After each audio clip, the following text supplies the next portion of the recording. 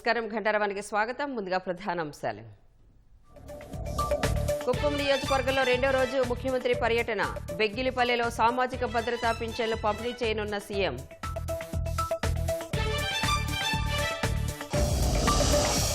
తిరుమల లడ్డూలో కల్తీ నెయ్యి వ్యవహారంపై రంగంలోకి ఈడీ. సిట్ నివేదిక ఆధారంగా ఎన్ఫోర్స్మెంట్ డైరెక్టరేట్ దర్యాప్తు.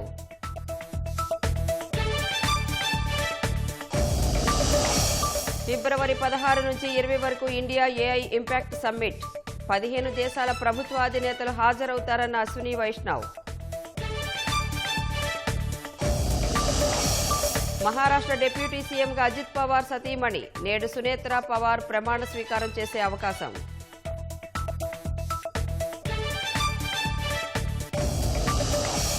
నేటితో ముగియనున్న మేడారం మహాజాతర. సాయంత్రం సమ్మక్క సారలమ్మ వనప్రవేశం.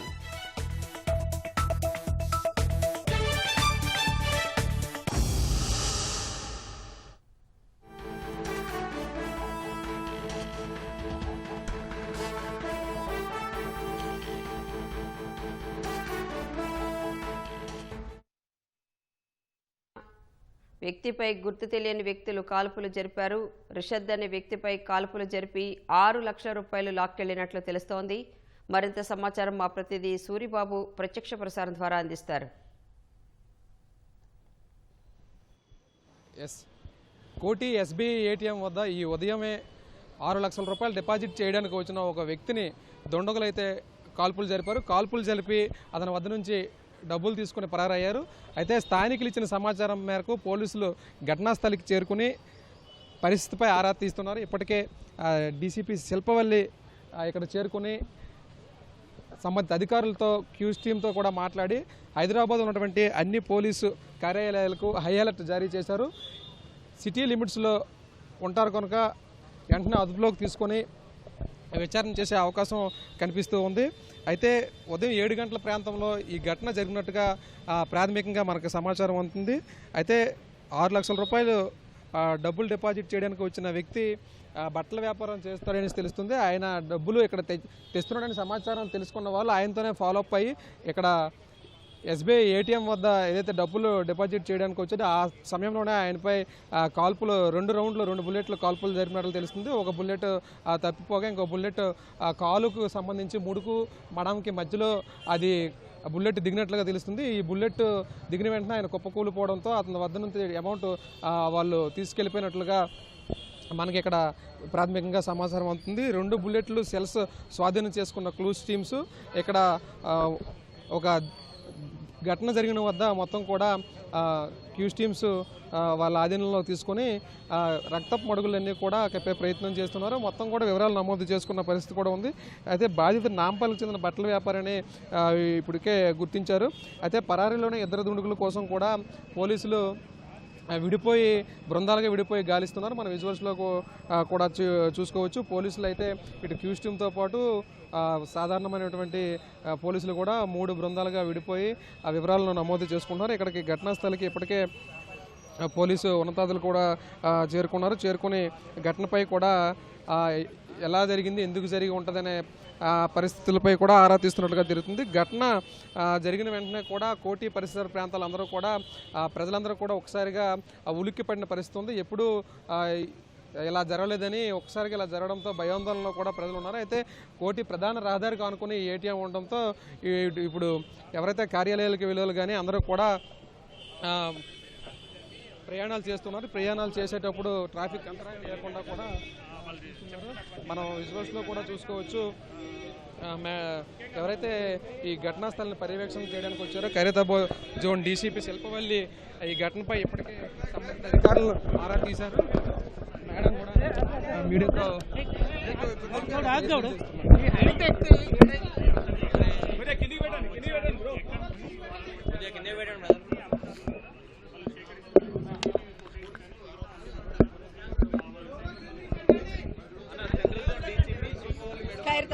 ఖైరతాబాద్ డీసీపీ చెప్పచ్చా? ఓకే. ఈరోజు ఎర్లీ అవర్స్లో అరౌండ్ 6:50 and 7 మధ్యలో 2 అన్నోన్ అక్యూజ్ పర్సన్స్ ఇద్దరు అన్నోన్ అఫెండర్స్ ఈ సుల్తాన్ బజార్ పిఎస్ లిమిట్స్లోని కోటి ఎస్బీఐ బ్రాంచ్ దగ్గర పక్కనే ఉన్నటువంటి ఏటీఎం దగ్గర ఈ విక్టిమ్ పర్సన్ క్యాష్ డిపాజిట్ చేయడానికి వచ్చినప్పుడు వాళ్ళు రెక్కీ చేసుకుని ఉన్నట్టున్నారు. పక్కనే ఉన్నటువంటి బస్ స్టాప్ నుంచి వచ్చి అతన్ని ఒక సపోజిడ్లీ ఆ తపంచా ఒక రౌండ్ ఫైర్ చేయడం జరిగింది. దాంతో విక్టిమ్కి కాలికి ఇంజరీ జరిగి అతను అక్కడ పడిపోతే అతని బైక్ అండ్ బ్యాగ్ తీసుకొని వీళ్ళు వెళ్ళిపోవడం జరిగింది. దీనికి సంబంధించి క్లూస్ టీమ్ వచ్చింది, సీసీటీవీస్ వెరిఫై చేస్తున్నాము. సెవెరల్ టీమ్స్ అన్నీ కూడా పెట్టి ఇన్వెస్టిగేషన్ టీమ్స్ పెట్టి టాస్క్ ఫోర్స్ అండ్ సిసిఎస్ టీమ్స్తో కలిసి కోఆర్డినేట్ చేసి we're working it out. Thank you. Vehicle is విక్టిమ్దే, అది వెహికల్ బిలాంగ్స్ టు విక్టిమ్దే తీసుకుని వెళ్ళారు. ఈ విక్టిమ్ రెగ్యులర్గా ఇక్కడికి వచ్చి క్యాష్ డిపాజిట్ చేస్తూ ఉంటాడని చెప్తున్నారు. So maybe will have to verify on that grounds. మనకి ఇంకా అంత క్లారిటీ రాలేదు. వాళ్ళైతే ఏటీఎంకి రైట్ సైడ్ నుంచి వచ్చినట్టు తెలిసిన వాళ్ళే విల్ హ్యావ్ టు హాస్పిటల్లో అడ్మిట్ అయ్యి ఉన్నాడు అతను. ఇంకాను ఫైన్ సుమారు 6 లక్షలు. విక్టిమ్కి తగిలింది అయితే ఒక రౌండ్, బహుశా ఇంకొకటి కూడా ఫైర్ చేసి ఉండొచ్చు. మనం క్లూస్ టీమ్ వాళ్ళు వెరిఫై చేస్తున్నాం. నాంపల్లి సంబంధించిన అతను ఈయన క్లాత్ బిజినెస్ చేస్తూ ఉంటారు. క్లాత్ బిజినెస్కి సంబంధించిన క్యాష్ డిపాజిట్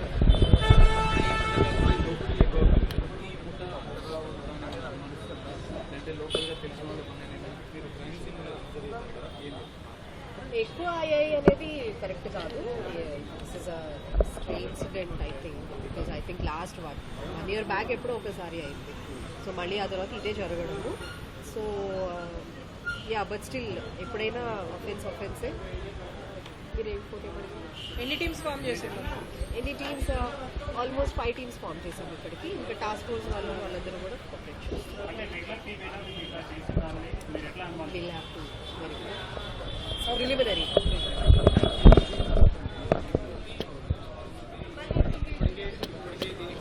ఇది మొత్తానికి విచారణకు సంబంధించి 5 బృందాలుగా నిందితుల కోసం గాలిస్తున్నారని పోలీసు అధికారులు చెబుతున్నారు. ఈ ఘటనపై సమగ్ర దర్యాప్తు కూడా కొనసాగుతుందని వెల్లడిస్తున్నారు. ఇది ఇప్పటివరకు తాజా పరిస్థితి. Over to you.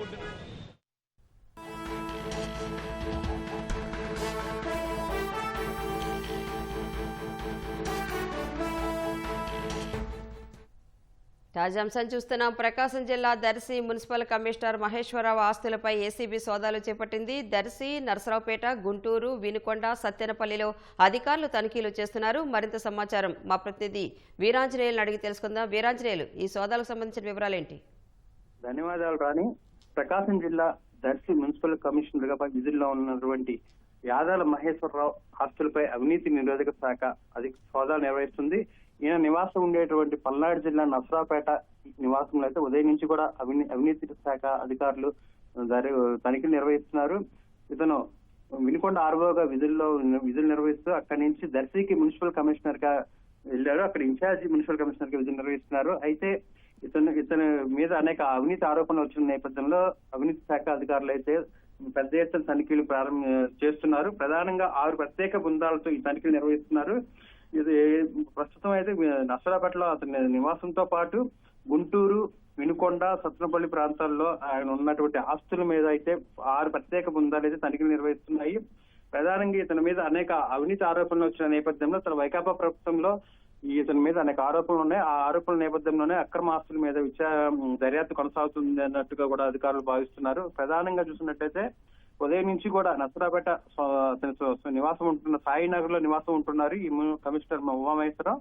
అతనితో పాటు ఏకకాలంలో ఒకే సమయంలో మళ్ళీ అతని స్వస్థలము సత్తెనపల్లి అవటం, సత్తెనపల్లిలో అదేవిధంగా గుంటూరు, వినుకొండ, గతంలో వినుకొండలో విధులు నిర్వహించిన నేపథ్యంలో వినుకొండలో ఇలా దాదాపు ఏకకాలంలో 6 ప్రత్యేక బృందాలు ఈ అన్ని చోట్ల కూడా పెద్ద ఎత్తున తనిఖీలు నిర్వహిస్తున్నారు. దీనికి సంబంధించి ఇప్పటికే ప్రాథమికంగా అయితే కొంత అక్రమ ఆస్తుల చిట్టా అయితే పోలీసులు గుర్తించిన అధికారులు గుర్తించినట్టుగా కూడా భావిస్తున్నారు. ఈ తనిఖీలు మరికొంతసేపు కొనసాగే అవకాశం ఉంది. అదేవిధంగా ఇంకెక్కడైనా అతని అక్రమాస్తుల ఇంకెక్కడైనా ఆధారాలు ఉన్నాయి అనుకోవడంలో కూడా అవినీతి శాఖ అధికారులు అయితే విచారణ చేస్తున్నారు. ఇది ప్రస్తుతం ఉన్న సమాచారం. రాని ధన్యవాదాలు వీరంజలి.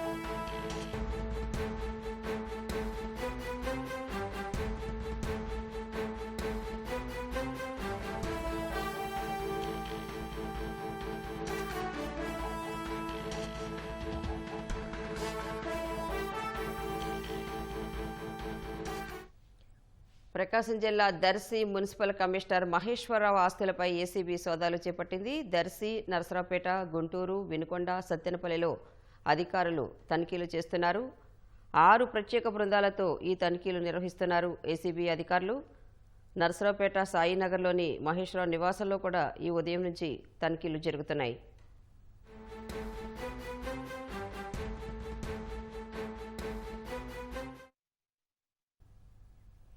తిరుమల లడ్డు కల్తీ నెయ్యి సరఫరా కేసులో ఎన్ఫోర్స్మెంట్ డైరెక్టరేట్ రంగంలోకి దిగింది. హవాలా మార్గం ద్వారా భారీగా నిందితులు ముడుపులు తీసుకున్నట్లు సిట్ నిగ్గు తేల్చడంతో ఈ కేసుపై ఈడీ దృష్టి సారించింది. సిట్ అధికారుల నుంచి కేసు వివరాలు తీసుకున్న ఈడీ బృందం 1-2 రోజుల్లో ఈసీఐఆర్ నమోదు చేసే అవకాశం ఉంది. తిరుమలకు కల్తీ నెయ్యి సరఫరా కేసులో సీబీఐ నేతృత్వంలోని సిట్ దాఖలు చేసిన ఛార్జిషీట్ ఆధారంగా విచారణకు ఎన్ఫోర్స్మెంట్ డైరెక్టరేట్ ఈడీ సిద్ధమైంది. వైసీపీ హయాంలో 2019-24 మధ్య 68,17,000 కిలోల కల్తీ నెయ్యి తయారు చేసి అందులో 59,71,000 కిలోల్ని అగ్మార్క్ స్పెషల్ గ్రేడ్ ఆవు నెయ్యి ముసుగులో వైష్ణవి, ఏఆర్, మాల్గంగా డైరీల ద్వారా టీటీడీకి భోలేబాబా డైరెక్టర్లు పొమిల్ జైన్, విపిన్ జైన్లు సరఫరా చేశారు. విజయవాడ, చెన్నై, హైదరాబాద్, గుజరాత్, దిల్లీ, గ్వాలియర్ తదితర ప్రాంతాల్లోని హవాలా ఏజెంట్ల ద్వారా డబ్బులు చెల్లింపులు చేసినట్లు సిట్ దర్యాప్తులో తేలింది. 235 కోట్ల విలువైన కుంభకోణం జరిగిందని ఛార్జిషీట్లో పేర్కొంది. ఈ వివరాలన్నింటినీ ఈడీ తీసుకుంది. వాటిని విశ్లేషించిన తర్వాత భారీ ఎత్తున మనీ లాండరింగ్ జరిగినట్లు ప్రాథమికంగా గుర్తించింది. ఈ కేసులో సిట్ దర్యాప్తులో తేల్చిందే కాకుండా భోలేబాబా డైరెక్టర్లు పొమిల్ జైన్, విపిన్ జైన్ ఇంకెవరికైనా హవాలా మార్గంలో డబ్బులు చెల్లించారా, నాటి టీటీడీ పాలక మండలి పెద్దలు, ఉన్నతాధికారులకు ఏమైనా సొత్తు అందిందా అనే అంశం ఈడీ దర్యాప్తులో వెలుగులోకొచ్చే అవకాశం ఉంది. టీటీడీకి నెయ్యి సరఫరా చేసే టెండరు లభించేలా చేసినందుకు నాటి పాలక మండలి chairman YV Subbareddy PA K చిన్నప్పన్నకు premier agrifoods MD Jagamohan Gupta హవాలా మార్గాల్లో 50 లక్షలు చెల్లించినట్లు సిట్ నుంచి వివరాలు సేకరించిన ఈడీ వారి మధ్య ఇంకా హవాలా లావాదేవీలు కొనసాగాయా అన్నది తేల్చనుంది. హవాలాతో పాటు వివిధ మార్గాల్లో వచ్చిన డబ్బును నిందితులు ఏం చేశారు, ఎక్కడికి మళ్లించారు అనేది ఈడీ దర్యాప్తులో వెలుగులోకొచ్చే అవకాశం ఉంది. 1-2 రోజుల్లో మనీ లాండరింగ్ నిరోధక చట్టం కింద ఎన్ఫోర్స్మెంట్ కేస్ ఇన్ఫర్మేషన్ రిపోర్టును నమోదు చేయనున్నట్లు సమాచారం. ఆ తర్వాత కీలక నిందితులకు నోటీసులు ఇచ్చి విచారించనున్నట్లు తెలుస్తోంది. కుప్పం నియోజకవర్గంలో 2వ రోజు సీఎం చంద్రబాబు పర్యటిస్తున్నారు. పర్యటనలో భాగంగా పలు అభివృద్ధి పనులకు ఆయన శ్రీకారం చుట్టనున్నారు. నేడు బెగ్గిలిపల్లెలో సామాజిక భద్రతా పింఛన్లు పంపిణీ చేస్తారు. అనంతరం 5,000 మందికి ఈ సైకిళ్లను పంపిణీ చేయనున్నారు. 7 కొత్త పరిశ్రమలతో ముఖ్యమంత్రి ఎంఓయూలు కుదుర్చుకోనున్నారు. స్వదేశీ పరిజ్ఞానంతో రూపొందించిన ఏఐ మోడల్స్ను వచ్చే నెలలో జరగనున్న ఇండియా ఏఐ ఇంపాక్ట్ సమ్మిట్లో ప్రారంభించే అవకాశం ఉందని కేంద్ర ఐటీ శాఖ మంత్రి అశ్విని వైష్ణవ్ తెలిపారు. కొన్ని వారాల క్రితం ప్రధాని నరేంద్ర మోదీ ఏఐ మోడల్స్ను అభివృద్ధి చేస్తున్న బృందాలతో సంభాషించారని, వాటి పురోగతి గురించి తెలుసుకుని సంతృప్తి వ్యక్తం చేశారని వైష్ణవ్ చెప్పారు. ఇండియా ఏఐ ఇంపాక్ట్ సమ్మిట్పై ప్రపంచవ్యాప్తంగా ఉత్సుకత నెలకొని ఉందన్నారు. ఏఐ మౌలిక సదుపాయాల కల్పన కోసం $70 బిలియన్ మేర పెట్టుబడి ఒప్పందాలు జరిగాయని, శిఖరాగ్ర సమావేశం ముగిసేలోపు అవి రెట్టింపు అయ్యే అవకాశం ఉందని చెప్పారు. 15 దేశాల ప్రభుత్వాధినేతలు, ఏఐ రంగంలోని అగ్రగామి సంస్థలకు చెందిన సీఈఓలు, ప్రముఖ వ్యాపారవేత్తలు ఏఐ సమ్మిట్లో పాల్గొంటారని అశ్విని వైష్ణవ్ వెల్లడించారు. వచ్చే నెల 16 నుంచి 20 వరకు ఢిల్లీలోని భారత మండపంలో ఇండియా ఏఐ ఇంపాక్ట్ సమ్మిట్ జరగనుంది. మహారాష్ట్ర ఉప ముఖ్యమంత్రిగా దివంగత అజిత్ పవార్ సతీమణి, రాజ్యసభ ఎంపీ సునేత్రా పవార్ ఇవాళ ప్రమాణ స్వీకారం చేసే అవకాశం ఉంది. ఈ మేరకు ఎన్సీపీ పార్టీ వర్గాలు తెలిపాయి. ఈ ఉదయం ముంబైలో శాసనసభాపక్ష సమావేశం ఉంటుందని, అందులో ఎన్సీపీ శాసనసభాపక్ష నాయకురాలిగా ఎమ్మెల్యేలు సునేత్ర పవార్ను ఎన్నుకుంటారని వెల్లడించాయి. సాయంత్రానికి ఆమె ఉప ముఖ్యమంత్రిగా ప్రమాణం చేస్తారని వివరించాయి. ఎన్సీపీ పార్టీ అజిత్ పవార్ కుటుంబం ఏ నిర్ణయం తీసుకున్నా దానికి మద్దతిస్తామని మహారాష్ట్ర సీఎం దేవేంద్ర ఫడ్నవీస్ తెలిపారు. ఈ కష్ట సమయంలో అజిత్ పవార్ కుటుంబానికి ఎన్సీపీకి అండగా ఉంటామని వెల్లడించారు. 2024 లోక్సభ ఎన్నికల్లో ఎన్సీపీ తరపున బారామతి నుంచి పోటీ చేసిన సునేత్ర పవార్ ఎన్సీపీ ఎస్పీ అధినేత శరద్ పవార్ కుమార్తె సుప్రియా సూలే చేతిలో ఓడిపోయారు. ఆ తర్వాత ఎన్సీపీ పార్టీ తరపున రాజ్యసభ ఎంపీగా ఎన్నికయ్యారు. తాజా పరిణామాల నేపథ్యంలో ఎన్సీపీ ఎస్పీ పార్టీల విలీనంపై సందిగ్ధత నెలకొంది.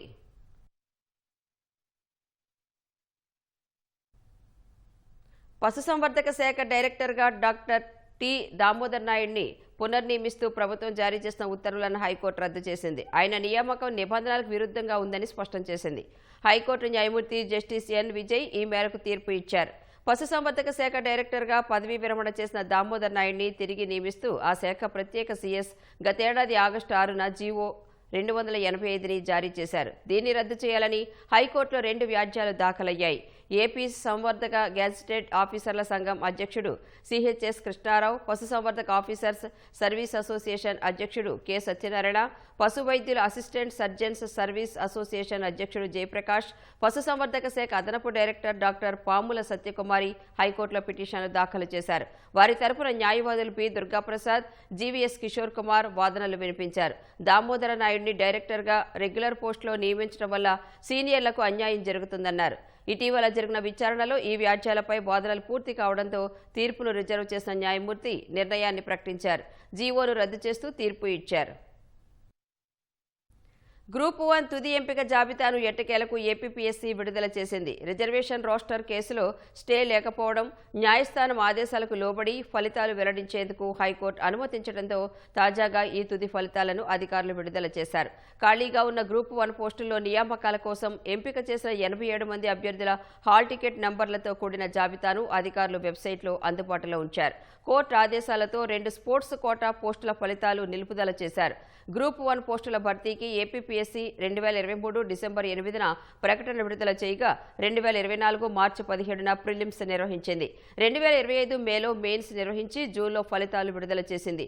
జూన్ 23 నుంచి జూలై 15 వరకు ఇంటర్వ్యూలు నిర్వహించి ఎట్టకేలకు తుది ఎంపిక జాబితాను వెలువరించింది. ప్రభుత్వ రంగ సంస్థలు, కార్పొరేషన్లు, సొసైటీలలో పనిచేసే ఉద్యోగుల పదవీ విరమణ వయసును 60 నుంచి 62కు పెంచే విషయంలో జోక్యం చేసుకోలేమని హైకోర్టు ధర్మాసనం తేల్చి చెప్పింది. ఈ వ్యవహారం ప్రభుత్వ విధానపరమైన నిర్ణయమని పేర్కొంది. విరమణ వయసు పెంచాలంటే సర్వీస్ నిబంధనలు అందుకు అనుగుణంగా సవరించాలని గుర్తు చేసింది. వయసు పెంపునకు కార్పొరేషన్లు, సొసైటీ పాలక మండళ్లు తీర్మానాలు చేసినా వాటిని ప్రభుత్వం ఆమోదించాల్సి ఉంటుందని స్పష్టం చేసింది. 60 నుంచి 62 ఏళ్లకు విరమణ వయసును పెంచేందుకు నిరాకరిస్తూ హైకోర్టు సింగిల్ జడ్జి ఇచ్చిన తీర్పును ధర్మాసనం సమర్థించింది. పదవీ విరమణ వయసు పెంచేలా ఆదేశాలివ్వాలని గిడ్డంగుల సంస్థ ఉద్యోగి Madhavarao, AP cooperative oils growers federation ఉద్యోగి విల్సన్ రాజు దాఖలు చేసిన వ్యాజ్యాలను సింగిల్ జడ్జి గతంలోనే కొట్టేయగా హైకోర్టు ధర్మాసనం కూడా పిటిషనర్ల అప్పీళ్లను కొట్టేసింది. రైలు రాకతో కనిగిరి వాసుల ఏళ్ల ఎదురుచూపులకు తెరపడిందని ఎమ్మెల్యే ఉగ్ర నరసింహారెడ్డి అన్నారు. కనిగిరి స్టేషన్కు మొదటిసారిగా ప్యాసింజర్ బోగీలతో రైలుకు చుట్టుపక్కల గ్రామాల ప్రజలతో కలిసి ఎమ్మెల్యే స్వాగతం పలికారు. గుంటూరు నుంచి ప్యాసింజర్ బోగీలతో రైల్వే శాఖ అధికారులు మొదటిసారిగా కనిగిరి వరకు రైలు బండిని నడిపించారు. రైల్వే ప్రాజెక్టు కనిగిరి అభివృద్ధికి మైలురాయిగా నిలుస్తుందని ఎమ్మెల్యే తెలిపారు. చిరకాల స్వప్నం నెరవేరిందని స్థానిక ప్రజలు ఆనందం వ్యక్తం చేశారు. శ్రీకాకుళం జిల్లా పలాస నియోజకవర్గంలో భూ కబ్జాలు, అక్రమ నిర్మాణాలు చేపడితే వెంటనే చర్యలు తీసుకుంటామని ఎమ్మెల్యే గౌతు శిరీష అన్నారు. పలాస పురపాలక సంఘం పరిధిలో కబ్జాలు జరిగిన ప్రదేశాలను కలెక్టర్తో కలిసి ఆమె పరిశీలించారు. అనంతరం అధికారులతో సమీక్ష నిర్వహించారు. కబ్జాలు చేసే వాళ్ల పేర్లు మీడియాలో ప్రచురితం చేయాలని కోరారు. విద్యుత్ షార్ట్ సర్క్యూట్ కారణంగా మంటలు చెలరేగి వ్యక్తి సజీవ దహనమైన ఘటన బాపట్ల జిల్లా మైదుకూరులో జరిగింది. మోదుకూరు గ్రామానికి చెందిన రామకృష్ణకు 2 అంతస్తుల భవనం ఉంది. ఆయన భార్య పై అంతస్తులో ఏసీ ఫ్యాన్ వేసి కిందకు వచ్చేప్పుడు ఆఫ్ చేసే సమయంలో పెద్ద శబ్దంతో ఏసీ నుంచి పొగలు వచ్చాయి. ఆ విషయాన్ని భర్త రామకృష్ణకు చెప్పారు. ఆయన ఇంటి ఎదురుగా ఉన్న ఎలక్ట్రీషియన్ రమణను తీసుకుని పై అంతస్తులోకి వెళ్లి దగ్గరకు వెళ్లి ఉన్న తలుపు తీయడంతో ఒక్కసారిగా మంటలు రామకృష్ణను తాకాయి. అప్రమత్తమైన ఎలక్ట్రీషియన్పై అంతస్తు నుంచి దూకడంతో తీవ్ర గాయాలయ్యాయి. రామకృష్ణ మంటల్లో చిక్కుకుని అక్కడికక్కడే మృతి చెందారు. ప్రస్తుత సర్పంచుల పదవీకాలం ఇంకా పూర్తి కాకుండానే అనంతపురం జిల్లా విడపనకల్లులో వైసీపీ నాయకుడు పదవికి గాలం వేస్తున్నాడు. 30 లక్షలు ఇస్తా నన్ను ఏకగ్రీవం చెయ్యండి అంటూ ఏకంగా దండోరా వేయించాడు వైసీపీ నాయకుడు మల్లికార్జున. చాటింపు వీడియో ఇప్పుడు సామాజిక మాధ్యమాలలో వైరల్గా మారింది.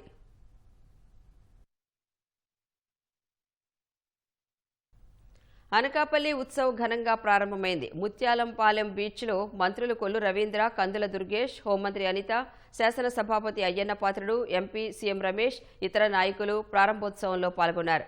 తప్పెటగుళ్లు, ఇతర సాంస్కృతిక కార్యక్రమాలు ఏర్పాటు చేశారు. సంప్రదాయ వంటకాల స్టాల్స్ విశేషంగా ఆకట్టుకున్నాయి. ఉత్సవాల్లో భాగంగా ఎన్టీఆర్ మార్కెట్ యార్డు వద్ద ఏర్పాటు చేసిన ఫ్లవర్ షోను ప్రారంభించారు. రాష్ట్రాన్ని పర్యాటక కేంద్రంగా అభివృద్ధి చేయడంతో పాటు ప్రజల జీవితాల్లో ఆనందం ఉండాలనే లక్ష్యంతో ఇలాంటి ఉత్సవాలు నిర్వహిస్తున్నట్లు స్పీకర్ అయ్యన్న పాత్రుడు అన్నారు.